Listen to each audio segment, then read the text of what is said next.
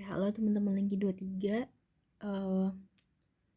Kenalin lagi, gue Vira Sipil 22. Di video kali ini gue akan ngebahas beberapa soal yang diberikan baik di kelas maupun di responsi untuk materi stabilitas lereng. Nah, di sini gue akan start untuk ngebahas dari soal-soal yang diberikan oleh Prof. Wijoyo di kelas. Oke, jadi problem pertama itu adalah kalian harus bisa membaca soalnya secara baik-baik terlebih dahulu. Di sini diketahui dia adalah jenis long natural slope. Berarti dia merupakan jenis slope yang translasional. Ingat-ingat lagi ya, jenis-jenis slope itu ada apa aja? Ada translasional dan juga sirkular. Untuk soal ini kebetulan diketahui dia itu adalah translasional. Terus diketahui gamma saturated dan unsaturatednya 19 dan 20. Kebalik gamma unsaturated dan saturated 19 dan 20 gitu. Terus betanya itu adalah 18 derajat. Kemudian di sini dibilang water table may increase and seepage is roughly parallel to the slope. Artinya apa? Berarti MAT-nya mungkin aja naik gitu bahasanya. Mungkin naik dan rembesan itu tuh bahasannya terjadi ke bidang runtuh si lerengnya gitu. Maksud dari ini ya, kata yang ini, kalimat yang ini. Terus diketahui juga a slip itu udah terbentuk di kedalaman 5 meter. Berarti itu maksudnya adalah T-nya ya. T-nya itu adalah 5 meter. Terus di sini kalian diminta untuk menentukan kedalaman MAT yang dapat menyebabkan kegagalan atau kelongsoran lereng. Dan diketahui faktor of safety yang dijadikan acuan itu adalah 1 dan V-nya adalah 30 derajat. Udah, ini sebenarnya kalian tinggal otak-atik rumusnya aja. Nah, Fs atau Fk itu kan rumusnya adalah sama, pada umumnya adalah yang menahan dibagi yang mendorong gitu.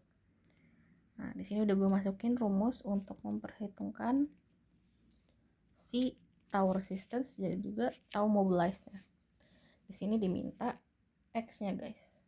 Nih, berarti ntar kalian tinggal masukin aja nih semua yang diketahui ke dalam rumusnya kayak gini. Nah, udah kalian hitung si sigma dan si pore water pressure, tinggal kalian masukin ke rumus tau resistance. Karena rumus tau resistance itu kan kohesi ditambah sigma dikurang pore water pressure dikali tan V. Oke. Kemudian di sini kohesinya tuh 0. Kenapa 0? Karena diketahui jenis material lerengnya itu adalah sand. Sand itu kohesinya 0 ya guys. Udah, tinggal kalian masukin. Terus sama di tau mobilize juga tinggal kalian masukin. Ya. Udah. Terus sini setelah kalian memperhitungkan tau resistance dan juga tau mobilized, kalian tinggal ngitung, masukin ke rumus FK-nya. FK yang diminta itu adalah 1. Udah tinggal masukin, kalian hitung, dapatlah X sebesar 4,34 meter. Nah, tapi jangan kalian langsung ambil kesimpulan bahwa X sebesar 4,34 meter itu adalah yang menyebabkan kegagalan lereng. Kenapa? Karena di sini yang kita jadikan acuan adalah faktor of safety 1. Untuk mendapatkan si 4,34 meter, berarti X yang akan menyebabkan kegagalan adalah X yang lebih besar dari 4,34. Gitu. Alias nanti si faktor of safety-nya akan lebih kecil daripada 1. Oke. Gitu. Ini cukup straightforward ya guys untuk soal ini, karena ini tinggal masukin ke rumus aja dan langsung dapat angkanya. Dan dipastikan X itu pasti akan selalu lebih kecil daripada si T. Karena kan posisinya kayak gini nih. Jadi kalau misalkan dapat X yang lebih besar, berarti itu ada yang salah di perhitungannya. Tuh. Nah, lanjut ke soal nomor 2. Kita tinjau lagi soalnya. Di sini diketahui betanya adalah 45 derajat, excavated to a depth of 8 meters, berarti dia H-nya itu adalah 8. Di saturated clay unit weight itu adalah 19 kN per meter kubik, berarti gamma satnya adalah 19. Kemudian CU-nya sudah diketahui, V Andre-nya juga diketahui. Dan di sini ada beban surcharge 10 kPa atau 10 kN per meter persegi. Nah, di sini kita diminta untuk nentuin factor of safety berdasarkan trial failure surface, berarti berdasarkan dimensi yang diketahui di sini. Oke. Nah, tahap pertama di sini coba kita tinjau dari si tahu resistance terlebih dahulu, which is rumusnya itu adalah CU dikali LA dikali R. Oke. Nah, dari ketiga hal ini yang belum diketahui itu kan si LA alias panjang busur. Nah, rumusnya udah gue taruh di sini juga. Itu adalah sudut yang terbentuk dari trial failure surface, seperti yang sini, dibagi 360 dikali 2 PR. Nah, ini kan diketahui kebetulan sudutnya 89,5. Tinggal kalian masukin. Dapatlah 18,9. Udah, C udah diketahui di soal, R juga udah diketahui kan, 12,1.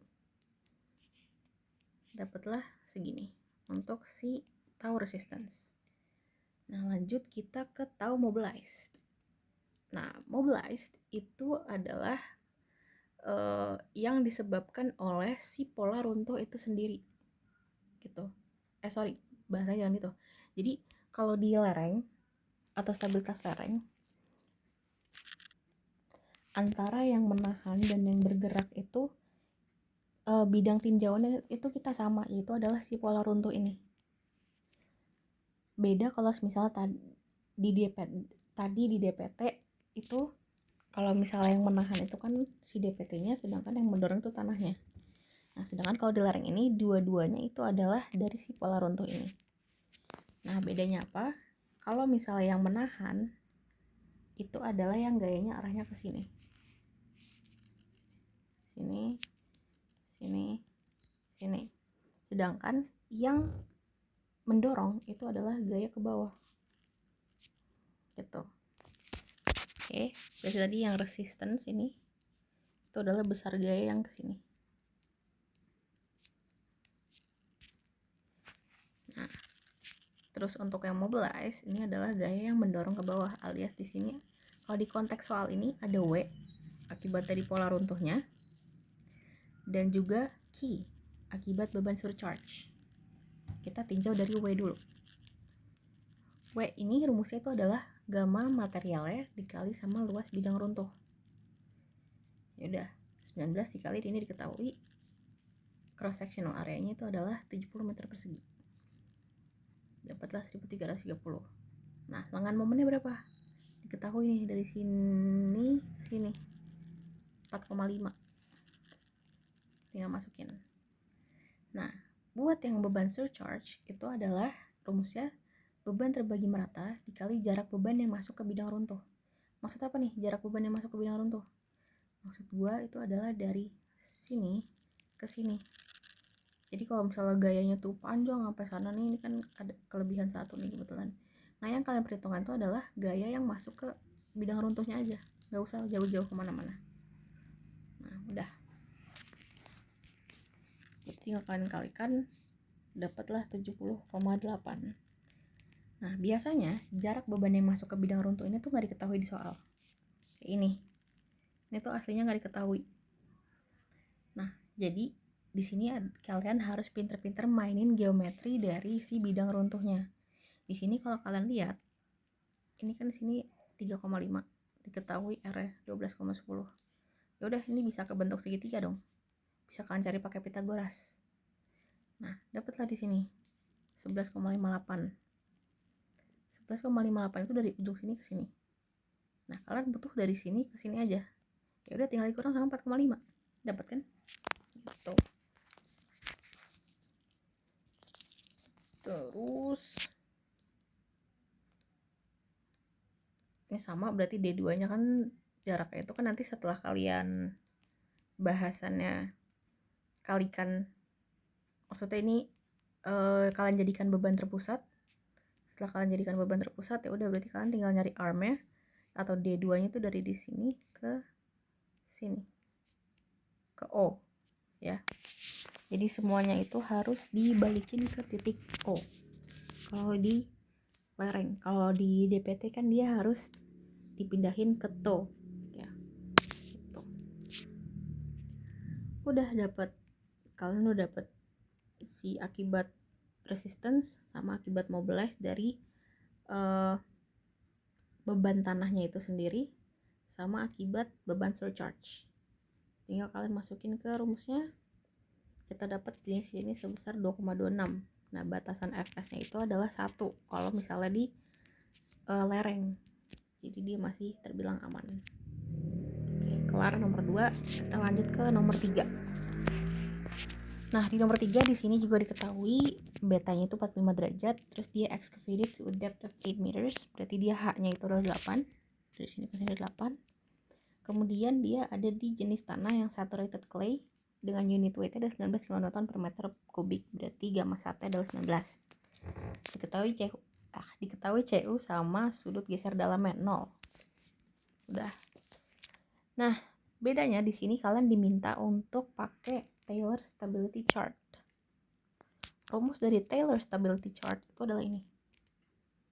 NS sama dengan CU dibagi Fs kali gamma kali H. NS itu apa? NS itu adalah koefisien stabilitas. Dapat dari mana? Itu dapat dari si Taylor Stability Chart ini. Nah, berarti kalau misalnya kita mau nyari Fs, ya udah tinggal kita putar rumusnya begini. Nah, dari komponen-komponen rumus ini yang belum kita ketahui adalah NS. Nah, sebelum kita ke grafiknya, kita perlu tahu komponen-komponen grafik yang belum kita dapat. NS yang kita cari, beta diketahui di soal, D-nya kita belum dapat. Nah, untuk dapat D itu berarti tinggal kalian DH dibagi H. DH itu dari mana ke mana? DH itu adalah dari sini yang terhitung ke bawah. DH itu basically adalah jarak dari puncak lereng ke tanah keras di bawahnya, gitu ya. Nah, di sini kebetulan dikasih 2 kondisi untuk kedalaman tanah kerasnya. Yang pertama itu adalah firm stratum at base of excavation, berarti dia ada di sini langsung. Terus di kondisi 2, firm stratum at 12 meters below DC plane. Ini DC plane itu 12 meter ke bawah.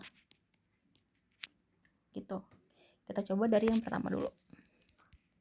Nah, yang pertama tadi itu kan diketahui first stratumnya itu ada at the base of the excavation.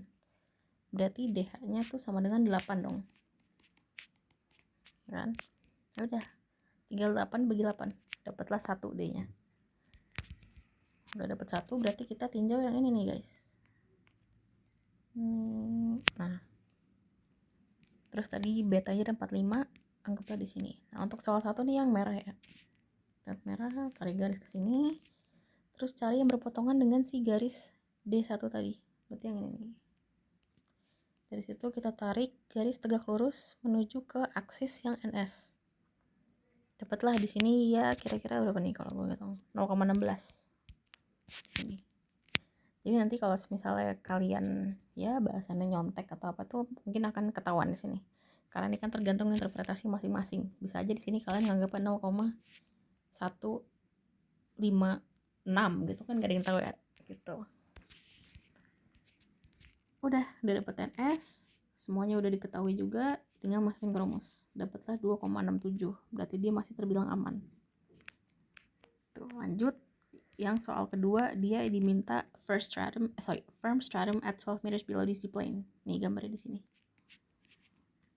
Sama kayak tadi caranya, DH-nya 12, H-nya 8, dapat D-nya 1,5. Kita lihat ke chartnya. Berarti lihat yang warna biru. 1,5 tuh berarti yang ini. Tarik garis lagi ke sini ke tadi, cari garis perpotongan antara D sama si tarikan garis betanya, tegak lurus ke aksis NS. Dapatlah NS-nya 0,17. Masukin ke rumus, dapat FS-nya 2,51. Udah selesai. Begitu. Jadi baca soal. Jadi kalau di geotek tuh adalah kalian harus bisa mengidentifikasi data-data yang diperoleh nggak cuma dari gambar tapi juga dari soal ya guys. Jadi perlu banget kalian tulis diketahui kayak gini biar nggak bingung. Nah lanjut ke soal responsi. Nah sebelumnya sorry banget karena deadline-nya sendiri itu masih pada di minggu depan deadline responsinya. Jadi gue belum bisa ngasih KJ-nya. Cuma di sini gue bakal coba ngebahas secara garis besar aja step by stepnya biar kalian gak bingung nanti kalau misalnya yang keluar tuh soal responsi pas ujian. Oke. Jadi di soal responsi kemarin ini tuh diketahui ini tuh mirip kayak yang mirip sama yang ini, cuma bedanya dia ada 2 lapisan tanah. Ya, dia ada 2 lapisan tanah dan juga di sini ada beban surcharge. Nah, dari soal kita dapat data unit weight buat soil 1 dan soil 2. Yaitu sama-sama 19 kN per meter kubik. Terus diketahui juga CU atau undrained strength-nya untuk soil 1 30 dan soil 2 45. Kita diminta untuk memperhitungkan factor of safety-nya. Kemarin gue lupa ngecoret kalimat yang ininya. Ini kalian gak usah dipikirin ya, karena ini beda lagi perhitungannya. Tension crack itu gak usah, kalian pokoknya cari aja factor of safety-nya gitu. Nah, step pertama dalam pengerjaan soal ini adalah kalian harus tentuin dulu kayak tadi resistance sama si mobilized. Kita coba perhitungkan si resistance dulu. Nah, resistance itu kan ini kan kita harus memperhitungkannya berdasarkan dimensi runtuh yang diketahui. Berarti kita pakai rumusnya yang ini apa namanya? Fs-nya kita taruh sini deh. CU dikali LA dikali R dibagi sama W kali D. Oke. Ini yang udah gue mention di video responsi. Jadi kalau misalnya kita suruh memperhitungkan Fs terhadap dimensi yang diketahui, itu berarti kita pakai rumus yang ini. Kalau misalnya nggak diketahui dimensinya, itu kita perlu ngitung pakai ini, Taylor Stability Chart ini. Oke, ini kan diketahui kan si apa namanya sudutnya berapa dan lain-lain gitu. Nah, dari 3 komponen si resistance alias CU jelek banget kali LA kali R yang belum diketahui itu kan si LA. Nah, sama kayak tadi kita harus memperhitungkan LA terlebih dahulu. Nah, tapi karena dia di sini ada 2 soil yang berbeda alias ada pola runtuh yang berbeda ya. Berarti kalian harus ngitung LA-nya 2 kali. Ada LA akibat soil 1 dan LA akibat soil 2. LA1, LA2.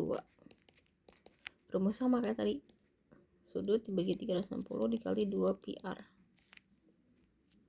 Nah, tapi di sini lihat nggak diketahui guys sudutnya berapa. Nih, kita hapus dulu. Nah, jadi untuk sudut yang terbentuk untuk soil 1 itu berarti sudut dari sini. Tunggu. Sini ke sini. Ini soil 1. Sedangkan sudut yang terbentuk akibat soil 2, pola runtuh soil 2 itu dari sini. Apa begitu ya? Ini sama sini. Gitu. Nah, karena nggak diketahui, berarti kalian harus ngotak-atik si geometrinya. Oke?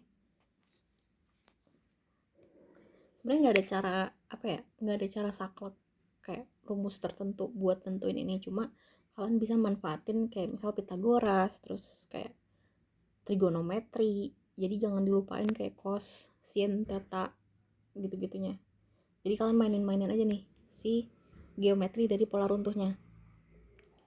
Emang kadang agak ngabisin waktu karena kalau misalnya kalian ngeblank ya bakal nggak kebayang lah geometri yang diperlukan tuh apa aja untuk memperoleh si sudut-sudut ini gitu. Cuma ya tadi cluenya ya paling pakai Pitagoras atau mungkin pakai kosinus, sinus atau tang gitu. Ya gitu. Kalian setelah misal udah dapet nih lah Misalkan udah ngotak-ngatik dan berhasil dapet sih sudutnya, yaudah tinggal masukin ke rumus ini. Oke, dapatlah LA1, dapat LA2. Nah, lanjut. Kita udah dapet dari segi yang resistance, kita hitung terhadap mobilized.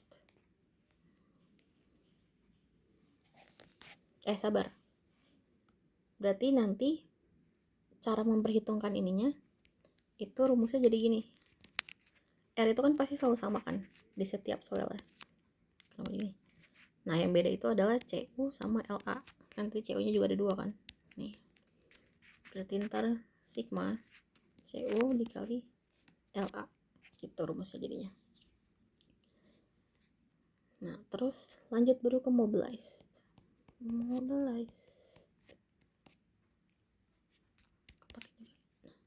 Di mobilized rumusnya itu kan W kali D.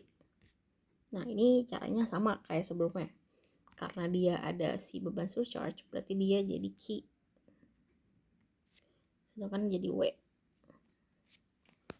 Nah, untuk ngitung W gampang, karena kan tadi udah diketahui si areanya. Nih, areanya udah diketahui pas 1,7. Jadi tinggal gamma dikali sama si areanya. Ini untuk W. Gamma dari tanahnya itu adalah 19 dikali area gitu. Nah, terus udah dapat W D1 sekarang. Jaraknya berapa nih dari sini? Oke nih. Dari sini ke sini. Udah diketahui di soal. 2 sama 1,9. 3,9 kayak gitu. Nah, udah gampang kalau buat ininya karena udah diketahui semuanya. Nah, yang agak ribet lagi yang harus kalian otak-atik geometrinya adalah kalau misalnya kalian perlu nyari si jarak beban yang masuk ke pola runtuh ini. Ini kan nggak diketahui kan. Nah, ini lagi-lagi kalian harus ngotak-atik geometri dari si pola runtuhnya. Oke. Nah, misal udah dapet nih si jaraknya. Ya udah sama caranya kayak tadi. Berarti tadi 20 nanti dikali sama jarak dari sini ke sini. Gitu. Nah, terus di situ tinggal dicari jarak dari beban terpusatnya ke titik ini. Kok lah, ini nggak ada tulisannya. Terus ini ke sini. Gitu. Sama ya kurang lebih konsepnya, cuma di sini kasusnya kalian harus ngotak-ngatik geometri untuk memperoleh beberapa infonya gitu. Udah, berarti nanti buat memperhitungkan ini tambahin.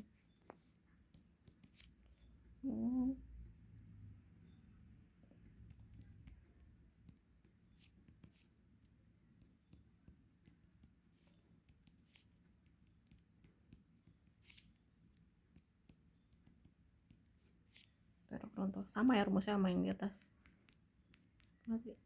Nih yang ini. Ya, terus dia 2. Berarti nanti tinggal kalian jumlahin antara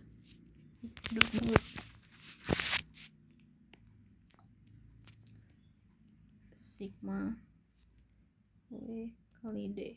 Jadi taruh W di D1 tambah Q kali D2. Aduh, mau kenceng. Nah, gini. Sudin dapatlah si resistance dan mobilized. Tinggal kalian masukin ke rumus FK. Itu adalah baik banget. Tau resistance, R atau resistance, tau mobilized gitu. Oke. Lanjut ke soal kedua di responsi. Nah, ini kasusnya dia adalah long slope alias translasional. Diketahui unit weight ada 19, terus shear strength parameter, kohesi sama sudut geser dalam. Terus di sini asumsinya adalah water table may occasionally rise to the surface. Berarti bisa diasumsikan juga bahwa unit weight yang diketahui di sini itu merupakan gamma saturated. Oke. Terus di sini kalian diminta untuk menentukan slope angle atau beta yang bisa memperoleh faktor of safety sebesar 1,5. gitu. Kemudian setelah kalian dapat si beta ini, kalian harus memperhitungkan faktor of safety yang terjadi kalau misalnya di kondisi water table-nya itu di bawah permukaan, alias nggak ada MAT atau MAT-nya jauh lah dari si lerengnya itu. Tuh. Jadi yang pertama kalian hitung dulu nih, pakai rumus, bentar. Nih pakai rumus ini untuk yang rumus yang ini dulu di arahan yang pertama untuk memperoleh si sudut gesernya. Nah, gamma aksen itu kan tinggal gamma saturated dikurang sama gamma water. Gamma saturatednya 19. Udah dapat V-nya udah ada, betanya yang dicari, Fs yang jadi acuan adalah sebesar 1,5. Udah tinggal kalian pindah-pindahin aja. Nah, lanjut kita suruh ngitung si factor of safety yang terjadi dengan beta yang udah kita peroleh tapi dalam kondisi no MAT. Gitu. Berarti pakai rumus yang ini. Udah dapet, easy. Ya, betul guys. Jadi sebenarnya kuncinya di geoteknik itu adalah kalian baca soalnya baik-baik, terus jangan sampai kekecoh. Kalau misalnya ada data yang gak diketahui itu berarti kalian bisa otak-atik dari geometrinya.